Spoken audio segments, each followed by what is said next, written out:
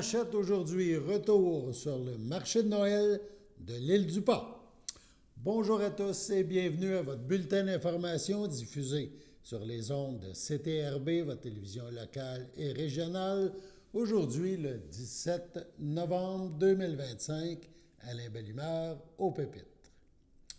En ce mois de novembre, les marchés de Noël se déroulent dans différentes municipalités de la Naudière et ailleurs au Québec.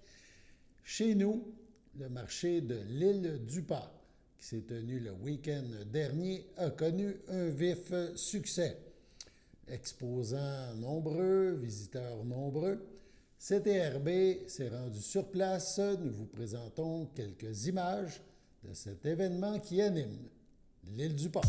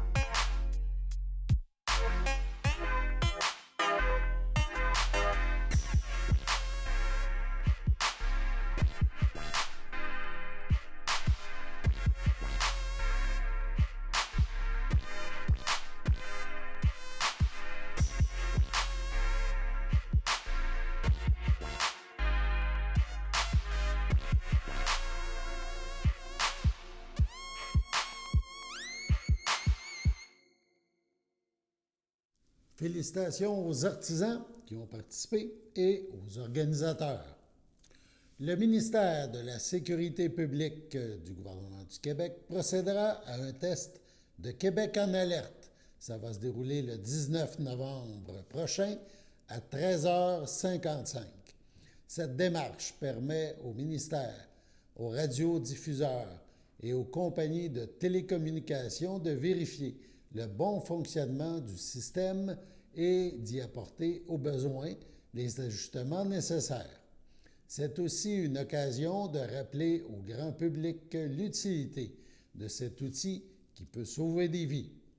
Québec en alerte vise à informer rapidement la population pour l'aider à mieux se protéger en cas de menaces réelles ou imminentes. Les messages d'alerte peuvent concerner plusieurs types d'événements. Des exemples, un risque de catastrophe naturelle, exemple tornade, feu de forêt, une personne disparue, on peut parler d'alerte Amber, une situation dangereuse, exemple un individu armé. Les messages peuvent être diffusés dans tout le Québec ou dans une zone ciblée. Ces messages essentiels sont en français et en anglais. Pour qu'un appareil mobile puisse recevoir une alerte, Il doit être compatible avec le service d'alerte sans fil au public, comme un téléphone intelligent. Être connecté à un réseau LTE 5G au moment où l'alerte d'urgence est diffusée, ou rejoindre un réseau alors que l'alerte est toujours en cours. Voici la version française du message qui sera diffusé le 19 novembre prochain. Test, ceci est un test programmé de Québec en alerte. Aucune action n'est requise. Ceci est un test de Québec en alerte. Il n'y a pas de danger pour votre santé ou votre sécurité. S'il s'agissait réellement d'une urgence, vous recevriez maintenant des instructions pour vous protéger. Donc, à suivre le 19 novembre, 13h55. Parlant de protection, on passe à la Sûreté du Québec. Dans une nouvelle capsule présentée par la Sûreté du Québec, les policiers nous présentent les différents véhicules qu'utilise la Sûreté du Québec pour protéger le territoire et les habitants. Bonjour tout le monde, bienvenue sur SQTV, notre nouvelle série entièrement dédiée aux véhicules de police de la Sûreté du Québec. On vous a entendu, ça faisait longtemps que vous vouliez une série entièrement dédiée aux véhicules de police et à la conduite d'urgence. On le sait, ça fascine bien des gens. Puis je vous le dis, là, vous allez être rassasiés. Combien de véhicules on a? Comment on les choisit? Qu'est-ce qu'on retrouve à l'intérieur? C'est quoi qu'il y a comme motorisation? C'est quoi les accessoires? C'est quoi leur historique? Bref, on va faire un véritable 360 degrés tout au long de l'année. Et je ne serai pas tout seul dans cette aventure-là. Il y a aussi ma collaboratrice Laura. Oui, Jean-Raphaël, on va avoir bien du plaisir. Vous allez assurément apprendre plein de choses et ça commence maintenant.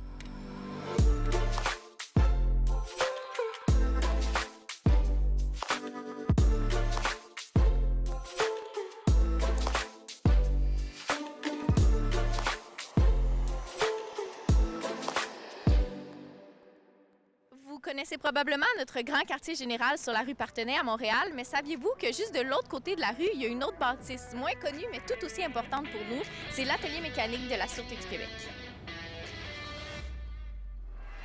Charles-Antoine Godefauché, je suis responsable d'atelier mécanique depuis maintenant 1 an, 15 ans à la Sûreté du Québec, 16 ans policier. L'atelier mécanique fait partie du service des transports. Il y a 2 divisions. La première s'occupe de tous les achats des véhicules, des répartitions. Puis, nous, on s'occupe, une fois qu'ils sont achetés, du montage des véhicules, de l'entretien des véhicules, puis du démontage des véhicules. La seule chose qu'on ne s'occupe pas, c'est des hélicoptères, parce que les hélicoptères font partie de la flotte aéroportée du ministère des Transports. Mais sinon, tout le reste, quand on parle des véhicules récréaux, touristiques, des véhicules spécialisés, ça passe tout par l'atelier ici. L'ampleur de la flotte, on parle d'à peu près 4000 véhicules, tout confondus. Donc, on parle d'environ 1280 véhicules identifiés, 2300 véhicules banalisés de tout genre, un poste de commandement, on a 9 autobus, 2 blindés, 72 motos, 19 camions, 139 motoneiges, à peu près le même nombre de VTT aussi, 45 bateaux, 26 chaloupes, 12 motomarines. Sur une année, ça dépend beaucoup des régions. Si on prend un véhicule qui est plus dans une patrouille MRC dans des grandes villes, si on prend, mettons, Valleyfield, Drummondville, Saint-Hyacinthe, mais c'est sûr qu'il va avoir un peu moins de kilométrage que si on prend un véhicule qui ne fait que les autoroutes ou un véhicule en région où ils ont des grandes distances à parcourir.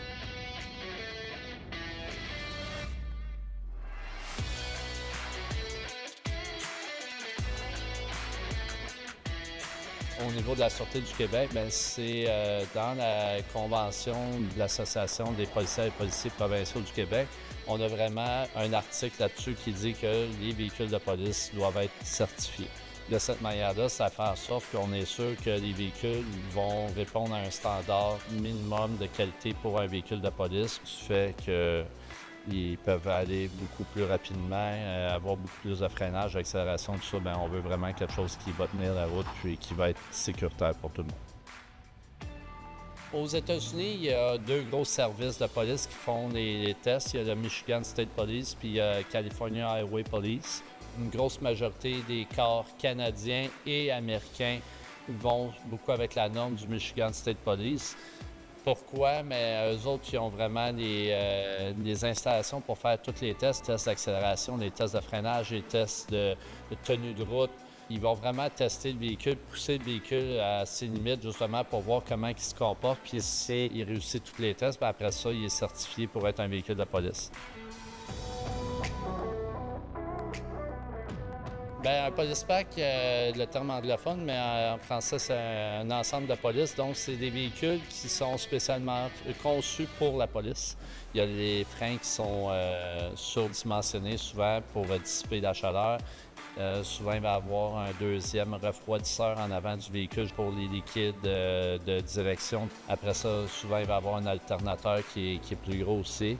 La suspension aussi va être différente pour qu'elle soit plus résistante. Puis, il y a aussi des sièges qu'il faut prendre en considération, la façon que les sièges sont faits justement avec l'arme de service. Puis, quand on parle des patrouilleurs, ils ont beaucoup d'équipement au niveau de la ceinture. Donc, il faut que les sièges soient différents. Puis, l'ergonomie à l'intérieur des véhicules aussi va être différente.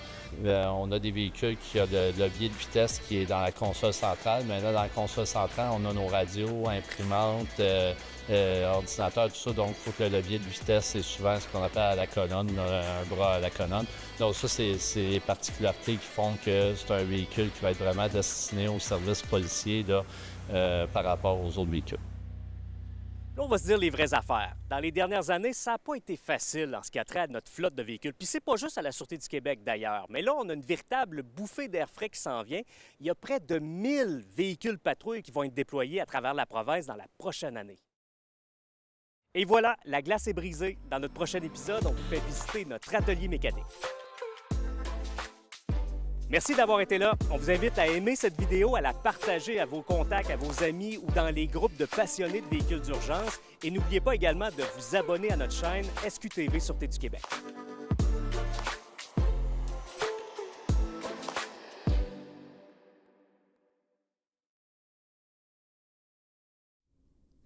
Sur ce, passons à la pause. Bon, ben, ils m'ont appelé pour faire du bénévolat. Andréane, qu'est-ce que je roule, là? C'est-tu de la pizza ronde ou de la pizza carrée? Voyons, Carmen, c'est de la tourtière. Puis en passant, t'as oublié de mettre ton filet.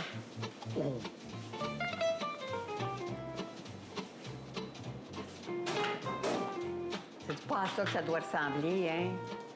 Mais faites-vous-en pas. À la popote roulante, c'est toujours bon. Vive le cabot.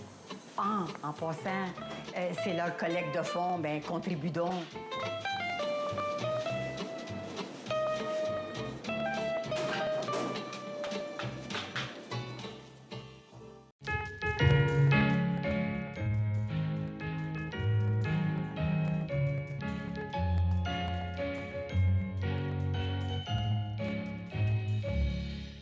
En ce 17 novembre, le Centre d'action bénévole d'Autrey, le CABA, souhaite bonne fête à Martine Frigon. C'est votre anniversaire aujourd'hui, en ce 17 novembre. Eh bien, toute l'équipe de CTRB se joint à moi et vous souhaite un heureux anniversaire. Parlant du CABA, plus précisément de sa collecte de fonds annuelle, donc la collecte Contribudon, eh bien, on apprend qu'elle se prolongera jusqu'au 15 décembre 2025. En raison de la grève tournante de Post Canada, plusieurs enveloppes de dons n'ont pas encore été distribuées. Mais pas d'inquiétude, il est encore temps de donner et de voir votre don doubler. On vous invite à vous procurer votre enveloppe au CABA ou chez l'un des 3 partenaires de cette levée de fonds, la Caisse des Jardins de Dautrey, la succursale de Berthierville ou celle de Lavaltrie, le Jean Coutu de Berthierville et le Jean Coutu de Lavaltrie. Déposez votre don à l'une des 2 succursales Jean Coutu de Berthierville ou Lavaltrie. N'oubliez pas de cocher la case si vous êtes membre de la Caisse populaire des Jardins de Dautrey pour que votre contribution soit doublée. Vous ne pouvez pas vous déplacer, possible de faire un don en ligne. Donc, le CABA, Ces bénévoles vous remercient de tout cœur pour votre générosité. Votre soutien à la mission du CABA est combien apprécié. Aujourd'hui, CTRB reçoit les Garçons à marier, un power trio de musique traditionnelle lanaudoise qui fait de plus en plus parler de lui. Finaliste dans la catégorie groupe de l'année au prestigieux prix de musique folk canadienne, dont le gala aura lieu à Calgary en avril 2026, les trois musiciens célèbrent une reconnaissance majeure, d'autant plus remarquable qu'ils évoluent en toute indépendance. Composé de Philippe Jeté, Jean Desrochers et Gabriel Giroir, le trio se distingue par la richesse de son expertise et son désir ardent de faire rayonner la musique traditionnelle à travers le Québec et le Canada. En pleine croissance et tissant de nouveaux liens dans les réseaux de diffuseurs, Garçons à marier s'annonce comme l'un des groupes à surveiller sur la scène folk actuelle. Nous avons un extrait. Je suis accompagnée de Philippe Jeté, qui est un des membres fondateurs de Garçons à marier. Bonjour Philippe. Bonjour tout le monde. Ça va bien? Oui. On va parler, le but de notre entrevue aujourd'hui, vous avez reçu une belle nomination, je ne vais pas me tromper, c'est les prestigieux prix de la musique folk canadienne. Donc, comment on s'inscrit, comment qu'on devient dans les candidats pour ce prix-là, ou c'est eux autres qui te choisissent, comment ça fonctionne? En fait, c'est que les groupes ou les artistes folk canadiens déposent une candidature. Après ça, il y a un jury qui analyse l'ensemble de l'œuvre et puis qui élabore des finalistes dans différentes catégories. Et nous autres, ça donne qu'on est finaliste dans la catégorie groupe de l'année. Fait que c'est vraiment une catégorie assez magnifique pour un jeune groupe comme nous. Ben c'est ça, parce qu'il faut quand même raconter un petit peu l'historique de ce groupe-là. Je veux dire, en 2023, vous n'existiez pas, là. C'est un petit peu ça. Si on part 2023, 2024, comment? C'est tout récent, là. Oui, c'est tout récent. En fait, on a lancé notre premier album en décembre 2024, puis on a commencé à jouer ensemble en 2023. Notre premier spectacle a été fait à l'été 2023, mais au préalable, on s'est fait appeler par notre violonneux Gabriel Giroir, moi puis Jean Desrochers, et puis pour faire un contrat à Place Belle le 30 décembre 2022. Puis là, on est allé faire ça sur le fly un peu, puis t'es là, crime, ça a bien été, c'était le fun, il y avait une chimie qui a opéré. Fait qu'on s'est assis, on est allé prendre une bière ensemble, puis on a regardé qu'est-ce qu'on voulait. Si on avait les trois les mêmes orientations, la même vision de la chose. Puis finalement, on s'est mis à monter du répertoire, des pièces originales que j'ai collectées, entre autres, dans la région de la Naudière. Et puis, ça a donné notre premier album, La Dot. Donc, c'est toute une aventure. Vous auriez pu être dans la catégorie artiste de la relève.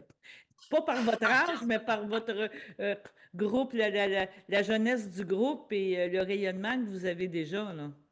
Oui, la jeunesse du groupe, par contre, les trois musiciens, on a quand même une bonne feuille de route. On est des musiciens établis depuis quand même longtemps. On a une bonne expérience. Fait que les trois ensemble, ça donne une belle richesse. C'est ça, c'est très, très bien.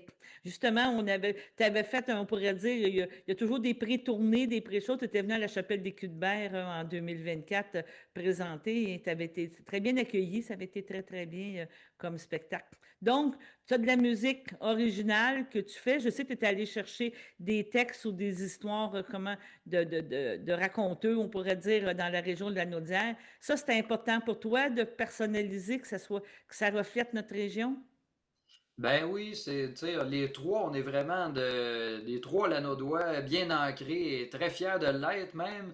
Fait qu'on a Gabriel qui vient de Saint-Ambroise, qui habite Joliette, Jean Desrochers qui lui habite Saint-Félix et qui est originaire de là. Moi, je suis originaire et j'habite toujours à Saint-Jacques aussi, en Nouvelle-Acadie. Fait que c'est important pour nous de bien s'ancrer dans notre territoire, dans notre lieu de quotidien, hein. On vit ici dans la Naudière. Fait que c'est pour ça que on s'est inspiré des chansons que j'ai collectées. En fait, je suis allé rencontrer des anciens, des aînés et des plus jeunes qui nous ont partagé leur répertoire de chansons traditionnelles, qui après ça, je l'ai appris, je me le suis approprié, et puis qu'on a arrangé ça avec des arrangements, on l'a habillé, si on veut, des chansons, puis aussi plusieurs airs de musique là, pour danser. La musique traditionnelle est très vivante. Je pense qu'on pourrait dire la Naudière aussi est un berceau de cette vitalité. Est-ce que tu peux nous en parler un petit peu de cette vitalité de la musique traditionnelle? Oui, depuis plusieurs années, il y a plusieurs festivals au Québec qui émergent. Il y a même le réseau des festivals trad qui compte plus de 25 festivals à travers le Québec. Fait que c'est vraiment formidable. Puis il y a tout un réseau de veillées de danse aussi au Québec, même des veillées de chansons, des jams de musique dans des bars, il y a des veillées de chansons au crapaud qui a lieu. Il y Ouais. a vraiment une belle énergie puis une belle relève. En tout Oui. cas, moi, c'est ça que je m'aperçois. C'est vraiment assez extraordinaire de voir ça, la jeunesse qui fourmille là-dedans. Vous avez juste à vous déplacer, que ce soit dans un festival, aux veillées de chansons, au crapaud, ou dans des spectacles de musique traditionnelle dans la région ou ailleurs au Québec. C'est vraiment surprenant.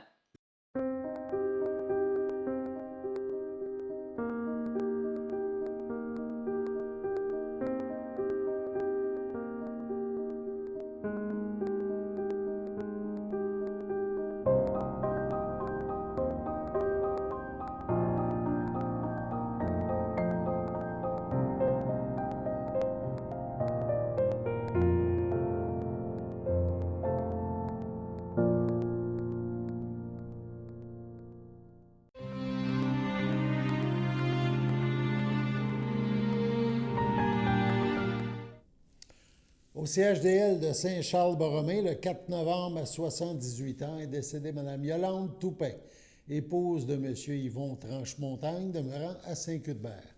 Elle laisse dans le deuil, outre son époux, ses fils, Éric Tranchemontagne, Annie Ladouceur, Patrice Tranchemontagne, Annie Lapointe, Michel Tranchemontagne, Caroline Tremblay et Martin Tranchemontagne, Nathalie Plourde.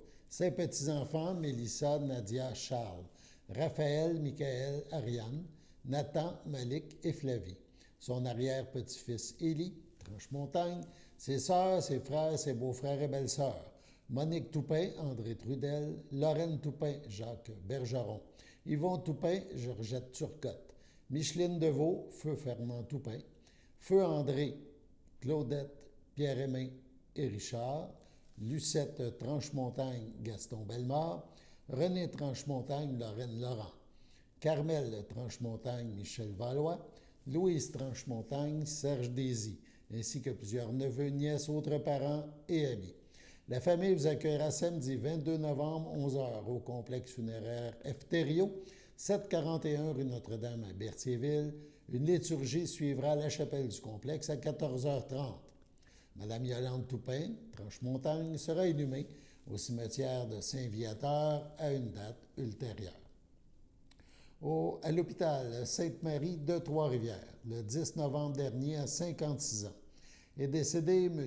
Luc Vermette, époux de Nathalie Tadéo, demeurant à Saint-Justin.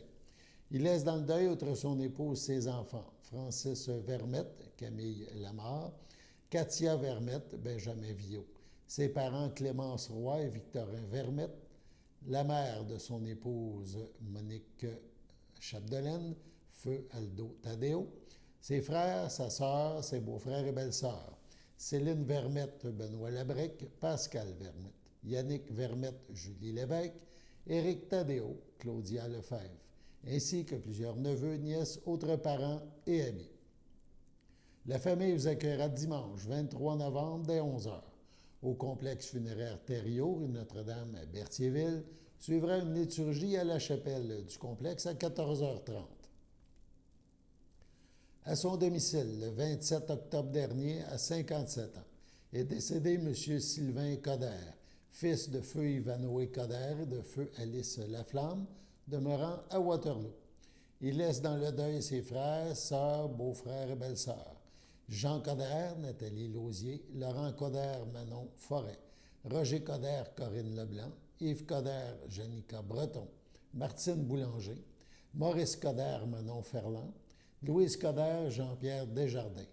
Son demi-frère Dominique Coderre-Larreau, Céline Argentini, son demi-frère Jacques Coderre-Larreau, Sophie Paquette, son demi-frère Pascal Larreau-Coderre, Geneviève Raymond, ainsi que plusieurs neveux, nièces, autres parents et amis. La famille vous accueillera samedi 29 novembre, 11h, en l'église de Saint-Norbert. Suivra un hommage à 13h. Au CHDL de Saint-Charles-le-Borromée, le 8 novembre, à 80 ans, est décédée Mme Lorraine Péloquin, épouse de Philippe Hainaut, demeurant à Berthierville. Elle laisse dans le deuil, outre son époux, ses fils, Christian Hainaut, Guylaine Carrière, Martin Hainaut, Annie Durand, ses petits-enfants, Zacharie, Laurence, Noémie, Anthony, Xavier, Marie-Lou, son frère, sa sœur, ses beaux-frères et belles-sœurs, Jean-Robert Péloquin, Jacinthe Péloquin, Pierre Saint-Onge, Claude Hainaut, Claire de Grandpré, Monique Hainaut, Louisette Hainaut, Yvan Barrette, Maurice Hainaut, Yvette Coutu, Luc Hainaut, Nicole Coutu, Diane Hainaut, Hélène de Grandpré, feu Réal Hainaut, Thérèse de Grandpré, feu Gaétan Hainaut, Francine Rousseau, feu Yvon Hainaut, ainsi que plusieurs neveux, nièces, autres parents et amis. La famille vous accueillera vendredi 5 décembre de 19 à 21h au complexe funéraire Thériault à Berthierville et samedi 6 décembre dès 11h. Une liturgie suivra à la chapelle du complexe à 14h30. Sur ce, passons à la météo.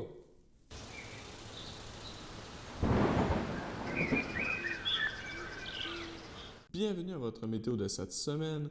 Aujourd'hui, lundi soir, ce sera un ciel variable, une température de -1, un temps ressenti de -7. Lundi nuit, ce sera un ciel variable, une température de -2, un temps ressenti de -8. Mardi matin, ce sera un ciel variable, une température de -1, un temps ressenti de -6. Mardi après-midi, ce sera un ciel variable, une température de 2, un temps ressenti de -2.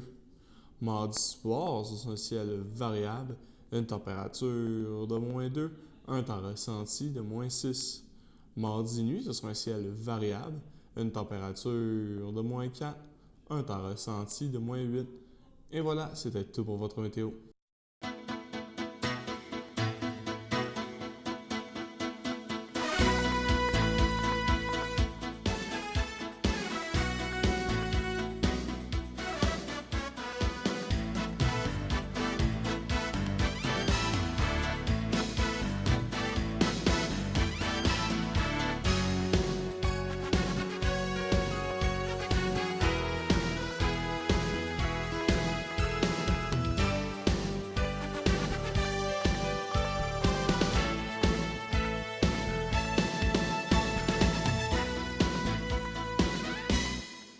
Sachez que vous pouvez nous faire part de vos commentaires, soit pour une annonce gratuite sur notre babillard ou toute autre suggestion en nous rejoignant par téléphone au 450-836-5103, 450-836-5103, ou bien par courriel tvcberthierville@hotmail.com, sur Facebook en écrivant Facebook CTRB. Et surtout, n'hésitez pas à visiter notre chaîne YouTube afin d'y retrouver une grande partie de notre programmation sur YouTube CTRB. Les émissions sont classées par catégorie, vous permettant de chercher moins longtemps. Vous pouvez aussi cliquer sur le rectangle rouge « S'abonner » pour être à l'affût des dernières émissions enregistrées.